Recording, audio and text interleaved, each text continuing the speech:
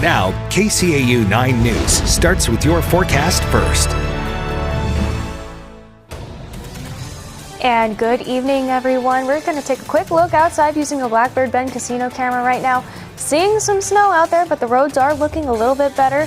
Temperatures are a bit on the chilly side right now, mainly seeing those low to mid-teens, 13 here in Sioux City, 10 degrees up in Sheldon already. I'll be talking about how we're expecting those cold nights to continue coming up as KCAU 9 News starts right now. We are Siouxland proud. This is KCAU 9 News at 5:30. Good evening and thank you for joining us tonight. I'm Jozie Kumm. Tens of millions of people are heading home from Thanksgiving holiday weekend. Air travelers facing delays and cancellations at airports due to the massive Midwest storm. And it wasn't much better on the roads. ABC's Andrew Dimbert has more. And it's our top story at 5:30. As Americans make their way home from the Thanksgiving holiday weekend, AAA predicts 73 million, or about 90% of all travelers, were driving. That's up nearly 1.5 million from a year ago. And a major winter storm bearing down on the Midwest is complicating that return trip. On Saturday, a massive 45-car pileup along I-70 west of Indianapolis snarled traffic for hours. This semi was pulled from the wreckage. With no major injuries, we're going to chalk that up as a win here and hope that people learn that, hey, when the snow starts falling, it's time to slow down. As the TSA estimates 3 million people flying home Sunday alone. Snow-covered tarmacs and icy plains left crews scrambling to keep up. I'm in the machine right now getting the snow, putting it down, laying it down, trying to keep y'all safe. In Iowa, a Delta plane skidded off the runway. Roger, you said you're off the runway. Do you require assistance? Yeah, we'll need assistance. We just slid off. More than 1,000 flights were canceled Sunday, according to flight data tracker FlightAware. Chicago's O'Hare was hardest hit. Nearly 300 flights canceled and more than 1,000 delayed. The Felt family from New Orleans was stranded for nearly 12 hours. We've been getting 1-hour increment delays since about 8:30 this morning. The storm system stretching from the plains, upper Midwest and Northeast, and bringing rain and warmer temperatures as it moves east. Andrew Dimbert, ABC News, New York. In the wake of yesterday's snowstorm, a slippery situation impacted dozens of people aboard a Delta flight. Around 9:30 yesterday night, a connection flight from Detroit landed at the Des Moines International Airport and slid off the runway due to ice and snow. According to an airport spokesperson, there were no injuries reported amongst the 54 passengers, 2 pilots and 2 flight attendants on board. At the time, there was only 1 runway open for flights, but as of this morning, the airport was closed until another runway could be opened. It is now open. A new exhibit at the Sioux City Public Museum is taking residents to one of the coldest continents on Earth.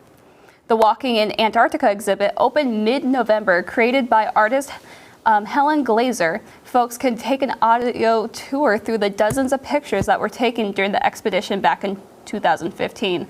While in Antarctica, Glazer got photos of glaciers, local wildlife, as well as ice caves. The artist hopes this exhibit will motivate folks to want to protect and preserve more wild places. Siouxlanders can take a stroll through the exhibit until March 9th.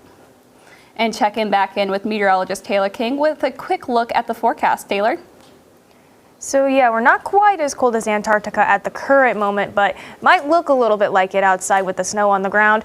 Right now, though, temperatures are hanging out in the teens, seeing 13 here in Sioux City, 17 over in Norfolk and Wayne. Switching over to the next 12 hours, though, we're going to see that gradual decline to the single digits, where we're going to see our low kind of around midnight, right about that 6-degree mark is where we're going to be kind of bottoming out before we start to warm back up again. But we're not going to be warming up too crazily by the time we get to the early morning hours. Now, we're also expecting to maintain below average temperatures over the next 6 to 10 days, so not really expecting to be seeing any snow melt over the next week, Josie. Thank you, Taylor. A Central Iowa FFA student took the national title in a relatively new competition for Iowa FFA students. Promesa de días mejores a través de mejores maneras. Así como creo que las mejores cosas de las que gozamos What you were hearing was the FFA Creed in Spanish. In the last 3 years, recitation of the Spanish Creed is a new competition at the National FFA Convention. Iowa just started a state competition, which this Clark County High School sophomore, Renata Herrera Acosta, won and then went to Indianapolis to represent the state, taking the national title. There was 38 students competing, and yes, I make new friends for all the states. And not just for United States, for my country, and that was so excited to know about them and that they are interested in FFA into agriculture. We were working so hard, and I had the opportunity to be with her there and see the other participants. Some of them were kind of strong, like they have good skills, but since the first moment I heard her voice, I knew he got everything we needed for win this contest. The pair worked together on memorization and presentation the last few months to prepare for the Nationals in October. A chef in Muscatine wins big, receiving first place in a culinary competition at the Iowa Restaurant Association. Riley Hemmer has more. My story began when I was 8. You know, you ask a little kid what they want to do when they grow up, and that was the age when I started to say I want to be a chef. Tessa Cardoza began her career at the only place that would hire a 15-year-old chef. McDonald's. Fast forward to 2024. I was chosen as one of the 40 women to watch by the Iowa Restaurant Association. A year later, she entered the Iowa Restaurant Association's culinary competition. The Iowa Beef Council chose our beef cut that we had to work with, and that had to be our center of the plate. Ingredients were provided by Choose Iowa, which brings locally produced Iowa products, specifically from small farms, to chefs like me. Lastly, Lola's hot sauce was the third criteria. Her success goes beyond the kitchen. I'd be remiss if I didn't mention every single person that supports me from inside of this building. John, could you hand me a black brown, please? Thank you.